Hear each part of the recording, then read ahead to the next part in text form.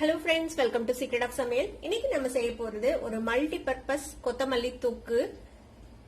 இந்த தொக்கு இருந்தா போதும், நீங்க வந்துட்டு இட்லி தோசைக்கு ஒரு சைட் டிஷ் வேணும்னு தேட தேவையில்லை, லஞ்ச் பாக்ஸ்க்கு என்ன கொடுத்து விடலாம் அப்படின்னு யோசிக்க தேவையில்லை. ரைஸ் இருந்தா போதும், இதை ஜஸ்ட் மிக்ஸ் பண்ணி நீங்க வந்துட்டு கொடுத்து விட்டுறலாம். ஊறுகா மாதிரியும் நீங்க தயிர் சாதம் அது மாதிரி எது கூடயும் நீங்க வச்சு சாப்பிட்றப்போ இது சூப்பரா இருக்கும். சரி வாங்க, டிலே பண்ணாம இந்த ஹெல்தியான ஒரு மல்டி பர்பஸ் கொத்தமல்லி தொக்கு எப்படி செய்யலாம் அப்படின்னு பாக்கலாம்.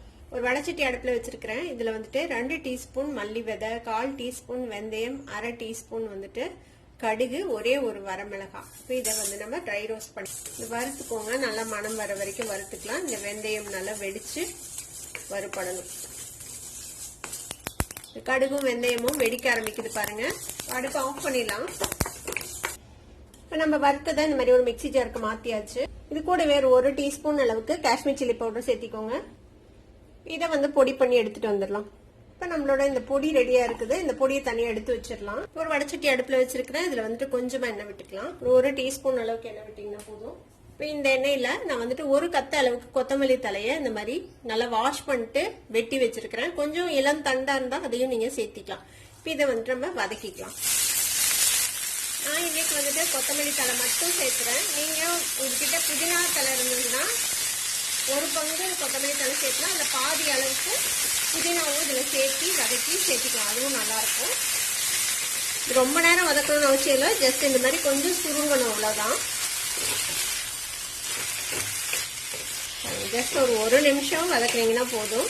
இப்போ இந்த மாதிரி சுருண்டு வதங்கிருச்சு. அவ்வளவுதான், நம்ம அடுப்பு ஆஃப் பண்ணிடலாம். இப்போ இந்த பொடி அரைச்சா அதே மிக்சி ஜாரை எடுத்து வச்சிருக்கிறேன். இப்போ இதுல வந்துட்டு நம்ம வதக்குன இந்த கொத்தமல்லியை சேர்த்து 1-2 அரைச்சு எடுத்துட்டு வந்துடலாம். பல்ஸ்ல ஒரு 2 சுத்து விடுங்க. இது 1-2 தான் அரைக்கணும். ரொம்ப பேஸ்டா அரைக்க கூடாது. தண்ணி எல்லாம் விட வேணாம்.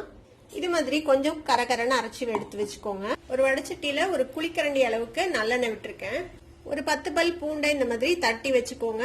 ஒரே ஒரு வரமிளகாய் தாளிக்கிறதுக்கு, கொஞ்சமா கருவேப்பிலை, 1 டீஸ்பூன் அளவுக்கு கடுகு சேர்த்திக்கலாம். கடுகு பொரியுது. நம்ம எடுத்து வச்சிருக்க இந்த பூண்டு, வரமிளகாய், கருவேப்பிலை சேர்த்துக்கலாம். கூடவே கொஞ்சமா பெருங்காயத்தூள் சேர்த்திக்கோங்க. இது நல்லா வதங்கணும். இந்த பூண்டு வந்து கொஞ்சம் கோல்டன் கலரா ஆகணும். ஏன்னா இது நம்ம ரொம்ப நாளைக்கு ஸ்டோர் பண்ண போறோம். பூண்டு வந்து நல்லா வறுபட்டுருச்சு, நல்லா பொன்னிறமா வதங்கிருச்சு. இப்ப இதுல ஒரு பெரிய எலுமிச்சம்பழ அளவுக்கு புளியை கரைச்சி வச்சிருக்கிறேன். அந்த புளி தண்ணி ஊற்றலாம். இது கூடவே நம்ம பொடிச்சு வச்சிருக்கிற இந்த பொடி இருக்குல்ல, அதையும் சேர்த்துக்கலாம்.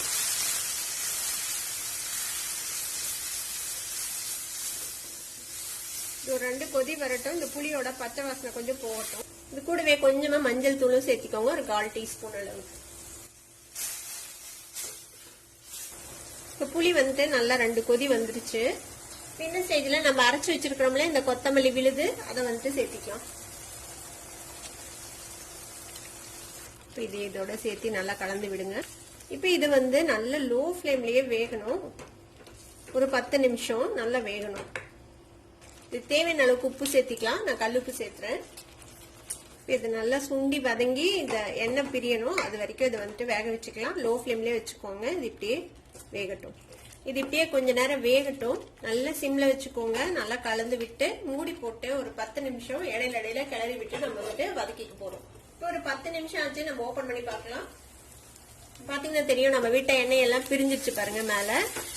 இடையில கிளறி விட்டுக்கிட்டே இருக்கணும். இல்லைன்னா அடியில புடிச்சிச்சுன்னா இதோட டேஸ்ட் வந்து மாறி ஒரு மாதிரி கசப்பு தட்ட ஆரம்பிச்சிடும் இந்த தொக்கு. அதனால கவனமா அப்பப்ப எடுத்து கிளறி விடுங்க. பாருங்க நல்லா சுண்டிடுச்சு. நம்ம புளியெல்லாம் நல்லா சுண்டி நம்ம விட்ட அந்த கொத்தமல்லி தலை எல்லாமும் நல்லா வெந்து அருமையா நம்மளோட தொக்கு ரெடி ஆயிடுச்சு.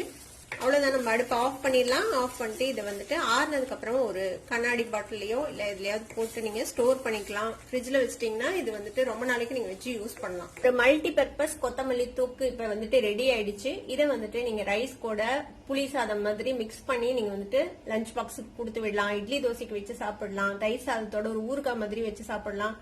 எல்லாத்துக்குமே சூப்பரான ஒரு காம்போவா இருக்கும். கண்டிப்பா உங்க எல்லாத்துக்குமே பிடிக்கும். ட்ரை பண்ணி பாருங்க. ட்ரை பண்ணி பார்த்துட்டு எப்படி இருந்தது அப்படின்னு கமெண்ட்ஸ்ல ஃபீட்பேக் கொடுங்க. இந்த வீடியோ உங்களுக்கு பிடிச்சிருந்ததுன்னா சப்ஸ்கிரைப் பண்ணுங்க. பக்கத்துல இருக்கிற பெல் ஐகானை கிளிக் பண்ணுங்க. அப்பதான் என்னோட ஃபியூச்சர் நோட்டிபிகேஷன்ஸ் உங்களுக்கு உடனே வந்து சேரும். லைக் பண்ணுங்க, ஷேர் பண்ணுங்க. தேங்க்யூ ஃபார் வாட்சிங் வீடியோ வியூவர்ஸ். Bye bye.